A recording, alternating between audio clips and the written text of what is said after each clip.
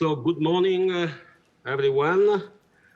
Let me start by saying that I'm really happy to be with you today, these 2 days.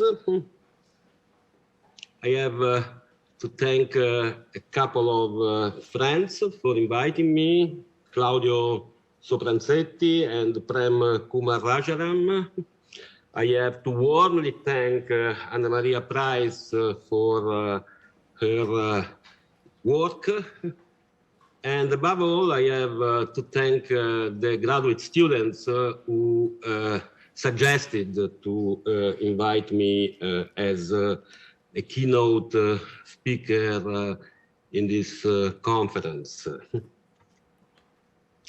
I remember that I was invited to Budapest at the Central European University for a graduate conference 9 years ago in June 2013.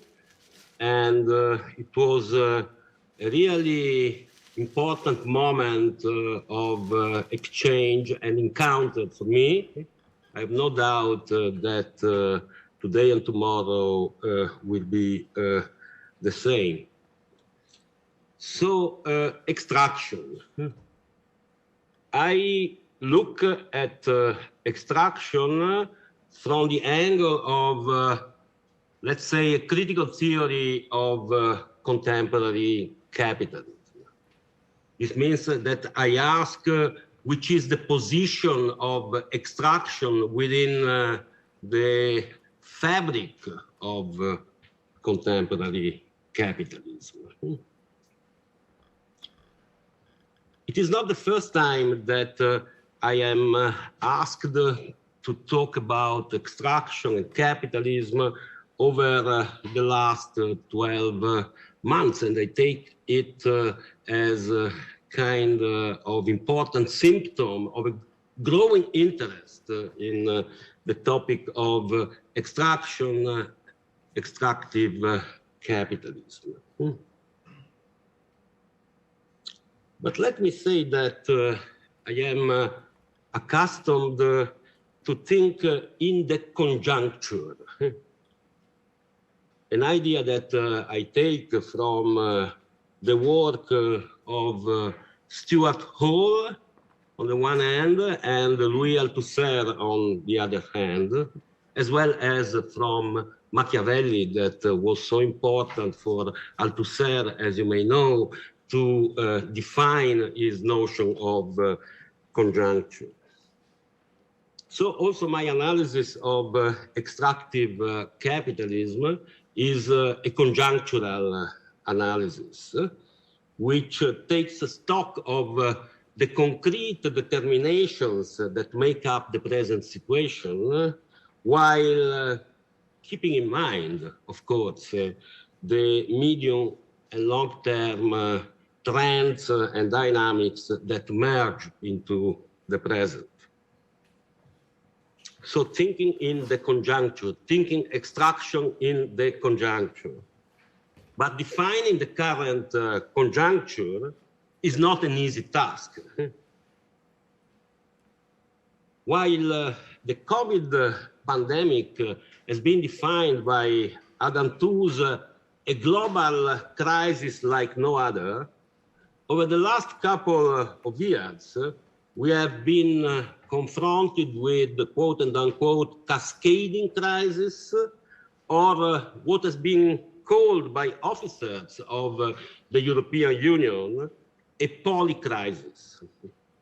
Climate crisis, migration and refugee crisis, race crisis in the US, energy crisis are just a few instances of the proliferation of crises that the pandemic, in a way, brought together, enhancing their visibility. So this is the reason why 1 year ago, I started to work with my co-author and friend, Brett Nielsen, on the development of extractive capitalism in the pandemic conjuncture. focusing on logistics and in particular on the further entrenchment of the operations of extractive digital platforms in social and economic life, as well as on the literal extraction of so-called transition minerals like cobalt, nickel, copper, and rare earth, which are needed to spur processes of decarbonization and digitalization that should shape the prospect of a post-pandemic world. We have been mapping processes of further expansion of capital's frontier in landscapes of literal and expanded extraction. We have paid attention to the governmental notion of essential workers and to the relevance of circulation and social reproduction in guiding, in steering processes of valorization and accumulation of capital. So we were working hard, we were writing. But then, on February 24th, the conjuncture changed abruptly, and the war came to dominate our lives.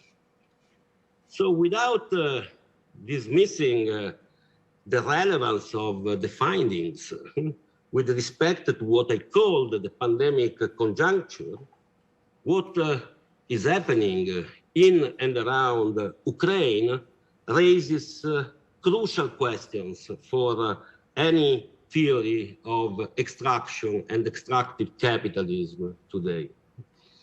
I will just mention a couple of them without going into the details, but I really hope we will have time to discuss them during our conference.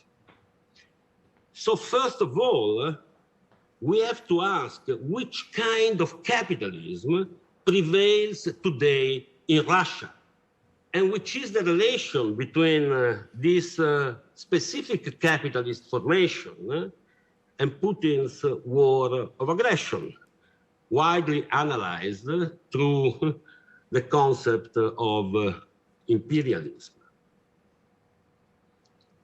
It seems clear to me that capitalism in Russia is primarily extractive capitalism, predicated on the export of commodities like oil, gas, grain, and secondarily a political capitalism, meaning that political power controls the rent from those commodities, distributing it among a small elite, the so-called oligarchs, and using a limited part of it to finance policies capable to reproduce consensus.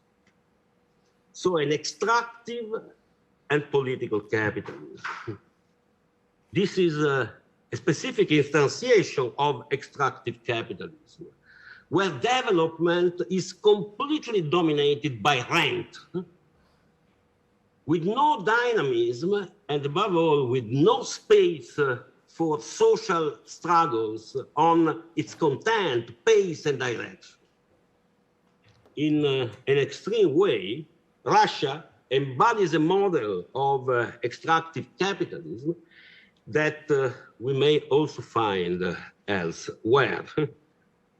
And this model of extractive capitalism, I repeat, raises important questions regarding the meaning of development.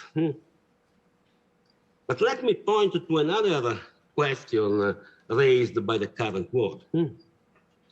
In my own work, I have always stressed the global dimension of extractive capitalism, and we will have time to discuss about the meaning of this adjective global. But what I mean is that the notion of extractive capitalism becomes interesting if it is not limited to countries and regions with a strong extractive sector. And, as we will soon see, if extraction is not merely understood in literal terms. And I will explain in a moment what I mean by that. So from this angle, from the angle of the global dimension of extractive capitalism, what is at stake in the current war is neither more nor less than the shape of the future world order and disorder. And if we follow scholars of the world system theory, like Immanuel Wallerstein and Giovanni Arrighi, what defines the current conjuncture is the hegemonic crisis of the US. We have to ask whether wars are going to proliferate in the next future, and again, which is the relation between extractive capitalism and war. So after this rather long but necessary introductory note, allow me to come to the main point of my lecture, which is, as I just foreshadowed, to introduce and discuss an expanded notion of extraction. And I think discussing such an expanded notion of extraction can be helpful at the very beginning of our conference.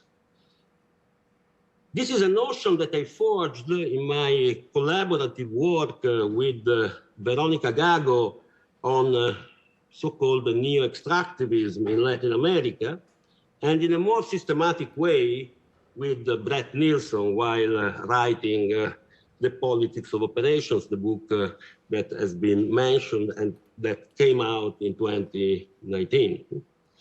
We have been working on extractivism and extraction to grasp a fundamental break in the history of modern capitalism.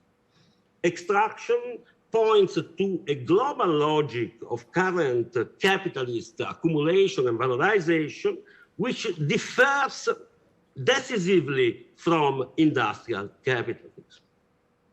And I think there is indeed a need to stress the difference between what we mean by extractive capitalism and the logic, the rationality of industrial capitalism. Although I should emphatically add that extractivism today coexists with booming industrial activities in many parts of the world, so that the relation between extraction and industrial production remains an open and important issue. In this sense, let me say that while I stress the extractive dimensions of contemporary capitalism, I remain a bit wary regarding the use of the notion of extractivist capitalism as a kind of emphatic attempt to define capitalism as a whole. And this is because I think that the notion of extractivist capitalism bears the risk to reduce contemporary capitalism as a whole to extraction and to obscure other relevant dimensions of its operations.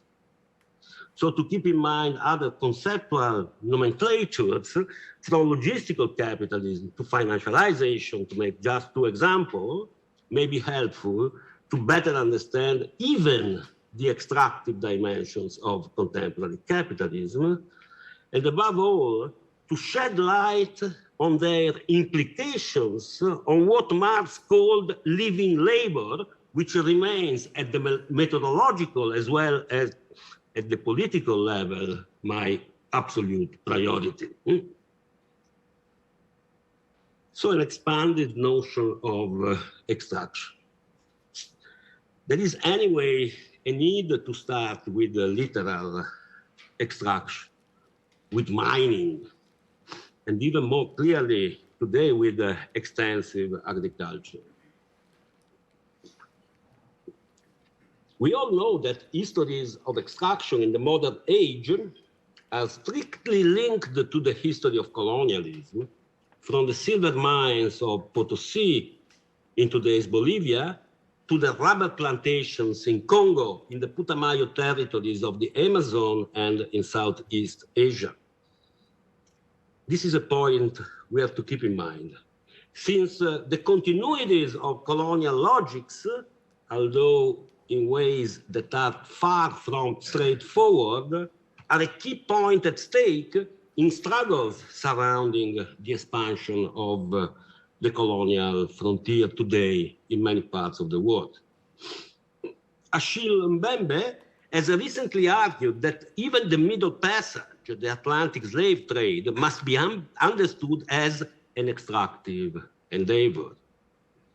A similar point was made many, many years ago in 1972 by Walter Rodney, the great scholar and activist from Guyana, in his book, How Europe Underdeveloped Africa, where, I quote, the extraction of slave labor from all areas of Africa to all destinations over the many centuries that the slave trade existed is linked to the predominance of purely extractive economic activities attached to foreign trade to genealogically explain the persistent underdevelopment of the continent.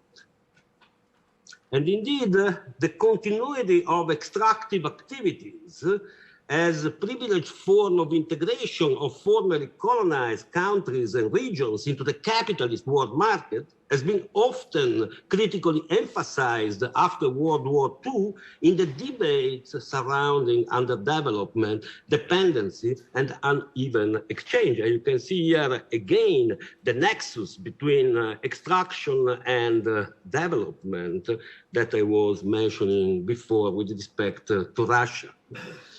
So while those debates remain important theoretical archives, the situation has become much more complicated today.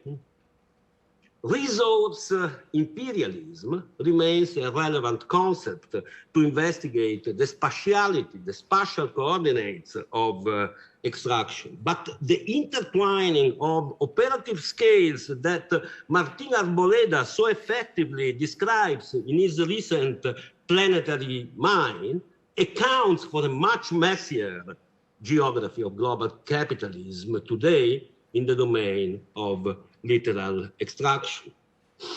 Capital's constitutive outside, Arboleda writes, can no longer be cast in terms of a straightforward north-south or west-non-west divide. Rather, cores and peripheries need to be understood as immanent to the capitalist production of space, end of quote. But what is even more important is that the frontiers of extraction expanded in an amazing way over the last decades, both geographically and materially.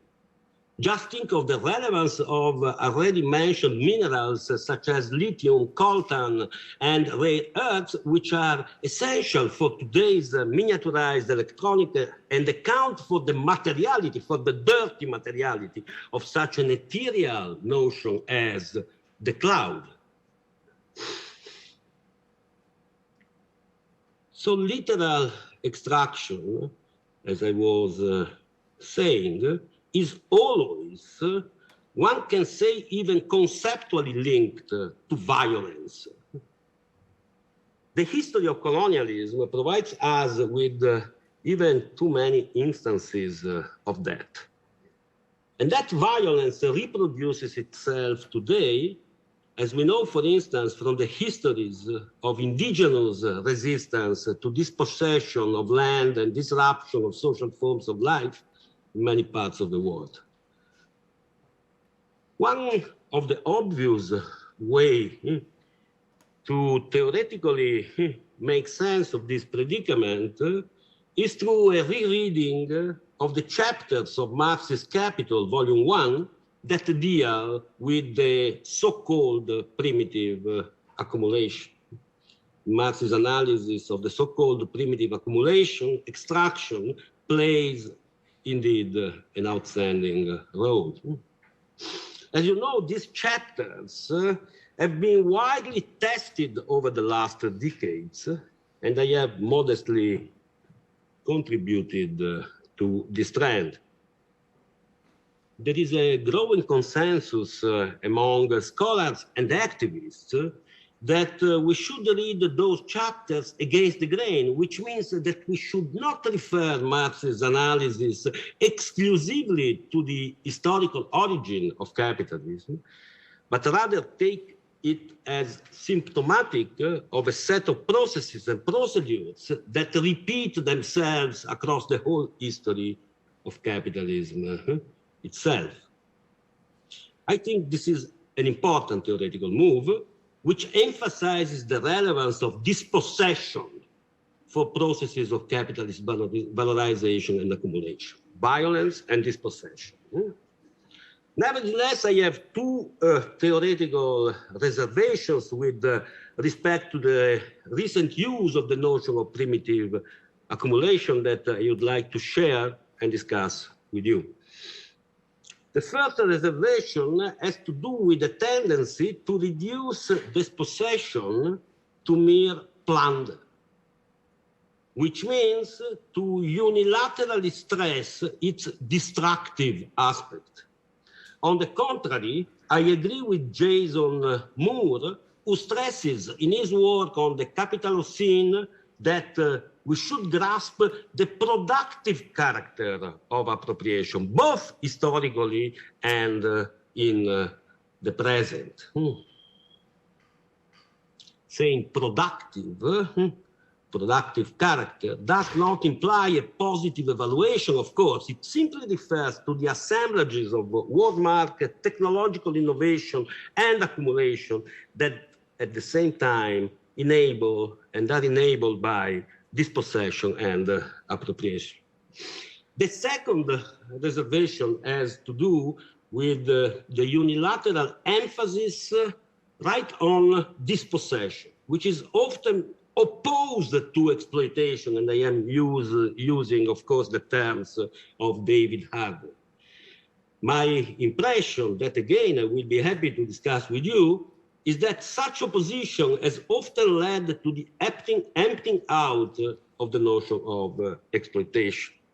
On the contrary, I am convinced that one of the main challenges we are confronted with today is indeed to rethink the relation between dispossession and exploitation, going beyond any binary opposition. Let me now ask a simple but important question. How can we define extraction? Working on the relation between extraction and capitalism, it is clear that Marx's definition of mining in terms of rent in Capital, Volume 3, is still quite compelling. Marx emphasizes the key role of property and the ensuing right of the proprietors to exploit the Earth's surface, the bowels of the Earth, he writes, the air, and thereby the maintenance and development of life. Marx also stigmatizes, I quote, the palpable and complete passivity displayed by the owner, whose activity consists simply in exploiting advances in social development, particularly in the case of mines, toward which he does not contribute and in which he and the industrial capitalism might sound, and in which he risks nothing, unlike the industrial capitalist. So the opposition between the owner of the mine as a passive rentier and the industrial capitalist as a productive entrepreneur may sound a bit odd today. Mining has become, over the last decades, a crucial field of experimentation for new technologies of prospecting and excavation, including digitalization and robotization of the whole economic process. But what matters here is that Marx defines mining in terms of a takeover from the outside. A takeover from the outside, a takeover of resources, but also of what he calls advances in social development. The critical literature on mining and destruction invites us to problematize this reference to the outside, since it is already constituted as appropriable through such activities as prospecting and logistical endeavors that prepare extraction. Nevertheless, the moment of takeover remains characteristic of extraction. And we should let resonate the words of James Ferguson, who stresses in his Give a Man a Fish that the value derived from literal extraction is completely, I quote, out of proportion to the effort. In some sense, we recognize that the value was already there, stumbled upon, not created, but emerging fabulously, almost magically, as if from nowhere. End of quote. Call it the magic of rent, if you wish. So in order to move toward an expanded notion of extraction and toward the end of my talk, it is key to maintain that both natural resources and social cooperation, what Marx calls advances in social development, can be target of extraction. The expanded notion of extraction I have in mind emphasizes the role of social cooperation and of extractive operations of capital targeting social cooperation itself. Even research on literal extraction, as the book by Arboleda I quoted above, increasingly deals with the networks of social cooperation that enable, are tested, and even disrupted by extraction. More generally, an expanded notion of extraction is at least implicitly deployed in many works that underscore the extractive dimension of contemporary capitalism, from Saskia Sassen and Harten Negri, who focus on finance, to Mariana Mazzucato, who emphasizes the gap between value creation and value extraction in the innovation economy. I will try to introduce in the next 5 to 10 minutes the way in which Brett Nielsen and I use an expanded notion of extraction in our critical analysis of contemporary capitalism. And I will basically provide 3 examples.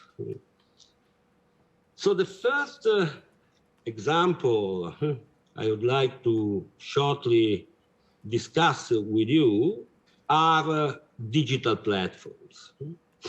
Harking back to what I was saying at the beginning regarding the pandemic conjuncture regarding COVID, well, digital platforms are definitely among the winners of the pandemic.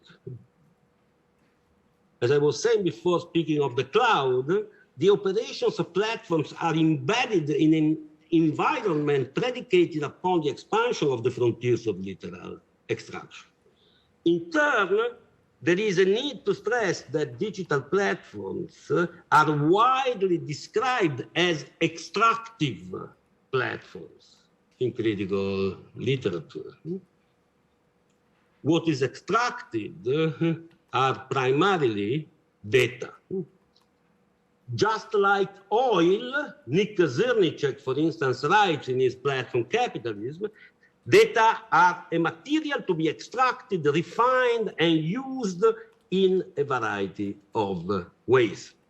Technologies of data mining are crucial to the working of digital platforms. The extraction of data lies at the very heart of those operations. But what are data? We can ask. Okay, just like oil, Nick Zirnicek writes. But it is important to stress that data do not exist in nature, contrary to oil. They are rather produced by social interactions, by what I would call in a very neutral way, social cooperation. And it is, again, the takeover of social cooperation, the extraction of data that regard both the intimacy of the single and the totality of his or her social relations that lays the basis for the vertiginous accumulation of capital enabled by digital platforms. At the same time, the latter, digital platforms, employ and exploit labor. Just think of the riders working for food delivery platform, to make just an example that became particularly visible during the pandemic. And this exploitation combines with the dispossession of social cooperation through the extraction of data to build a kind of second source of value. I was speaking before of the need to go beyond any binary opposition between dispossession and exploitation. Looking at digital platforms, you can see the intermingling between these two notions and related processes. A double source of value.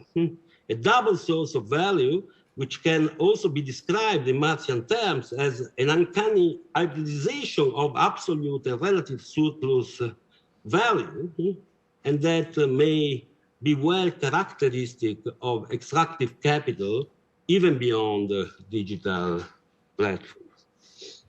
So a second example, and I will be very quick on that, is logistics.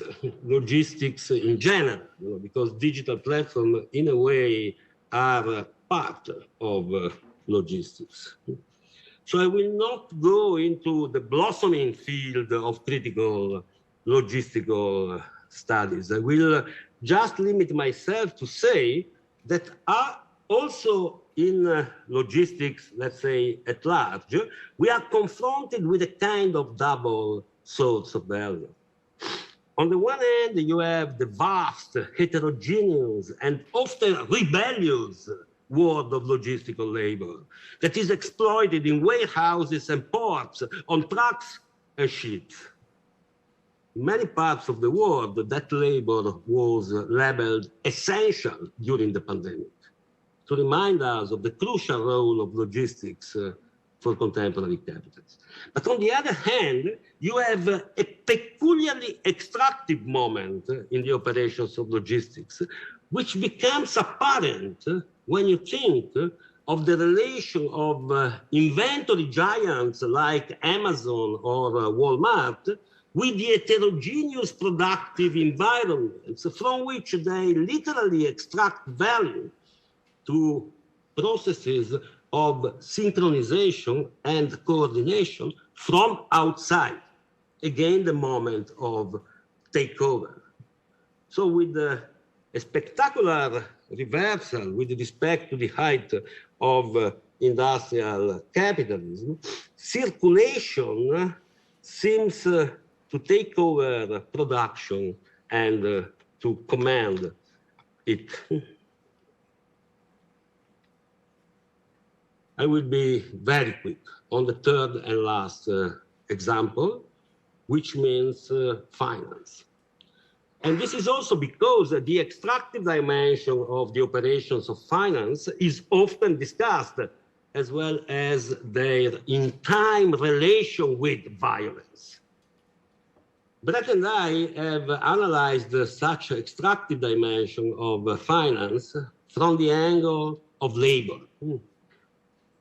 in a way challenging the widespread image of finance as a kind of self-referential domain in which money is exchanged with money. Again, we have been developing a point already made by Marx in the third volume of Capital, where he stresses that the distinctive feature of what he calls interest-bearing capital, what we can translate financial capital today, is the accumulation of claims or titles to future production. Marx asks himself and his readers what is characteristic of finance.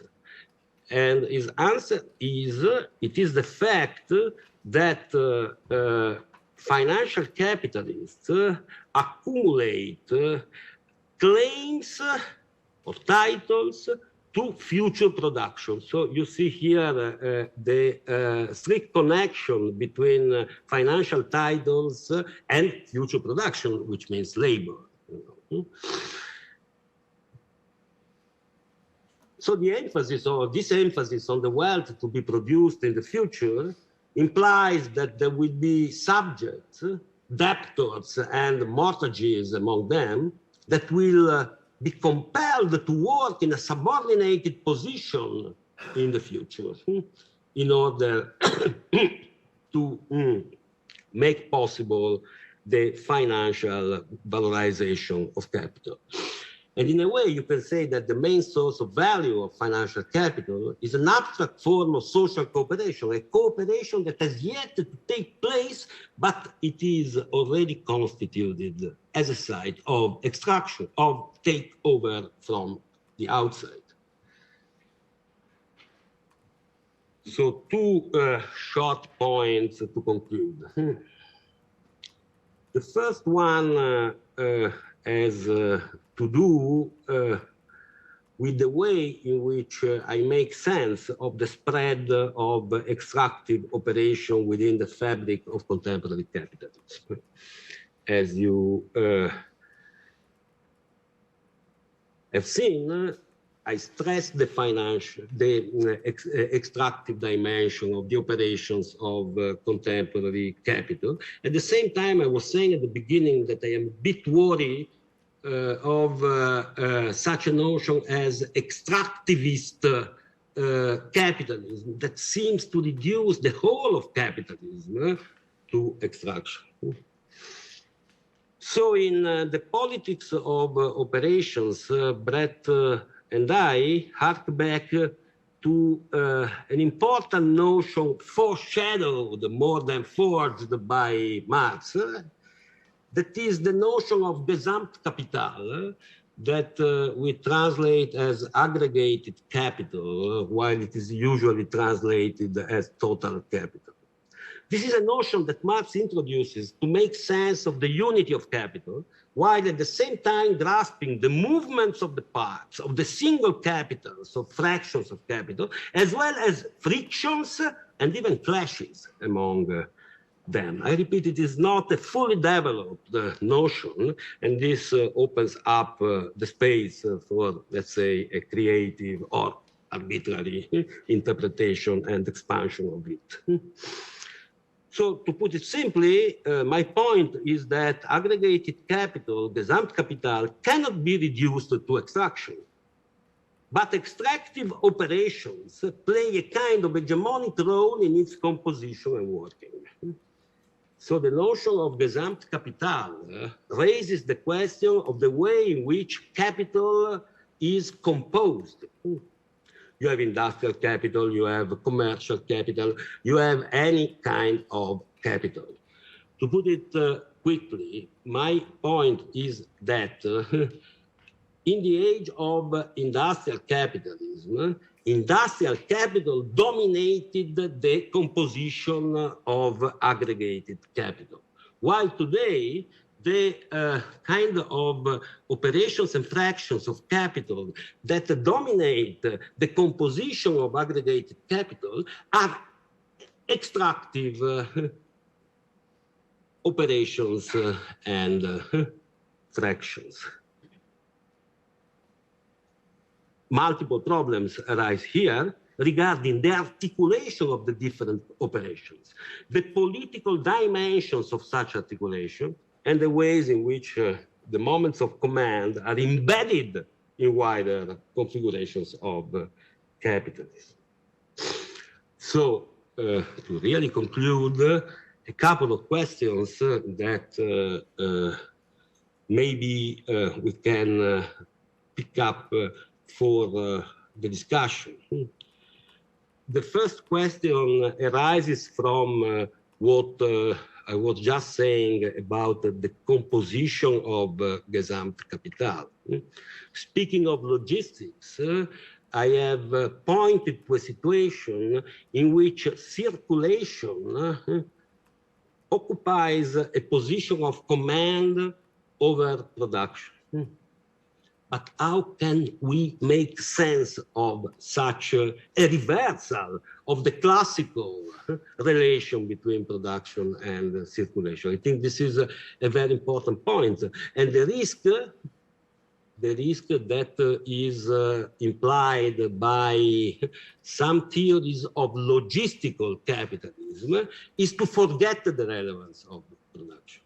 While the main point for me is to make sense of the way in which production and circulation are articulated with a dramatic difference with respect to the past.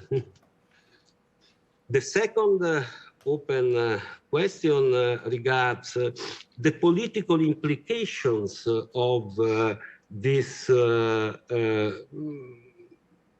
increasing relevance of extraction in the working of contemporary capitalism. I was very much emphasizing the relation between extraction and violence, which are the implications of this relation when extraction at large becomes prevailing. You know, one could say, reading Marx's Capital, Volume 1, that exploitation was a dialectical concept. Extraction is surely not a dialectical concept. The third open question regards the notion of exploitation and its relation with dispossession under the conditions of extractive capitalism. I already talked about that. And then there is the fourth question, a question I didn't touch upon, but a question I hope will be at the center of our deliberations today and tomorrow. This question is resistance to extractive capitalism, struggles against or within and against extractive capitalism. I would have much to say about that, but I conclude now, and maybe there will be an occasion to ask back to this question in the next 2 days. Thank you.